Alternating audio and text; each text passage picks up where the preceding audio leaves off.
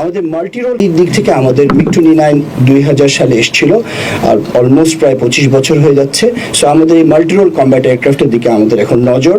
আমরা চাচ্ছি আমাদের বিশ্বের যে কোনো জায়গা থেকেই হোক আমরা অত্যাধুনিক মাল্টিরোল কম্ব্যাট এয়ারক্রাফট নিয়ে আসবো। এবং এছাড়াও আমাদের এয়ারফোর্সের অন্যান্য ধরনের helicopter, surface two air missile, medium range surface two air missile, এই ধরনের সক্ষমতা বৃদ্ধি করার জন্য আমরা সচেষ্ট আছি। বাংলাদেশ বিমান বাহিনীর প্রধান ভূমিকা হচ্ছে দিগন্ত, স্থলে এবং জলে আমাদের নিরাপত্তা এবং যে কোনো ধরনের আঘাত প্রতিহত করা, এটাই হচ্ছে আমাদের মূল মন্ত্র। এবং এছাড়াও আমরা যে কোনো ধরনের প্রয়োজনে, দেশের যে কোনো ধরনের প্রয়োজনে আমরা সদা প্রস্তুত। 24 ঘন্টা 7 দিন 365 দিন আমরা সবসময় প্রস্তুত থাকি। আজকে এই মহড়াতে আপনারা দেখেছেন আমরা আমাদের বিমান বাহিনীর যেসব সক্ষমতা আছে সেগুলি প্রদর্শন করেছি।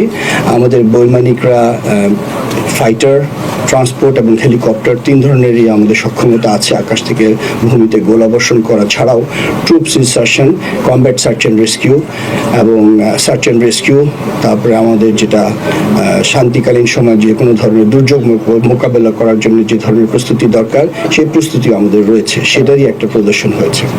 এই ধরনের মহড়ার মাধ্যমে শুধু আমরা প্রদর্শন করার জন্যই করি না, এটা আমাদের নিজস্ব একটা অ্যাসেসমেন্টও হয়। আমরা এখান দিয়ে বুঝতে পারি যে আমাদের আর কি কি ধরনের সক্ষমতা বৃদ্ধি করতে হবে এবং আমাদের নিজস্ব প্রশিক্ষণের আরও মান উন্নয়নের জন্য কি কি করণীয় সেদিকে আমরা নজর দিতে পারি। তো সব মিলিয়ে আমাদের কোভিড এবং পরবর্তীতে বিভিন্ন কারণে এই মহড়াটা অনেক দিন পরে হয়েছে। এবার আমরা স্বল্প পরিসরে শুরু করেছি, ইনশাল্লাহ ভবিষ্যতে আমাদের সক্ষমতা বৃদ্ধি হবে আরও, এবং আমরা এই মহড়াগুলিকে আরও আধুনিকায়ন করে আরও উন্নতভাবে পরিবেশন করতে পারবো। আমি আপনাদের মাধ্যমে আমাদের দেশবাসীকে আশ্বস্ত করতে চাই যে আমরা শান্তিকালীন হোক বা যে কোনো প্রয়োজনে হোক বাংলাদেশ বিমান বাহিনী সর্বদা প্রস্তুত আছে যে কোনো ধরনের চ্যালেঞ্জ মোকাবেলা করার জন্য। এবং এই 21 শতকের যে স্পেশাল চ্যালেঞ্জগুলি সামনে আসছে, বৈশ্বিক চ্যালেঞ্জগুলি, এই ধরনের পরিস্থিতি মোকাবেলা করার জন্য আমরা প্রস্তুতি নিচ্ছি। আমাদের অবশ্যই অন্তর্বর্তীকালীন সরকারের সহায়তায় আমরা আশা করছি আমাদের বিমান বাহিনীর আরও উন্নত ধরনের আমরা সরঞ্জাম দিয়ে পাবো এবং তার মাধ্যমে আমাদের উত্তরোত্তর সক্ষমতা বৃদ্ধি পাবে।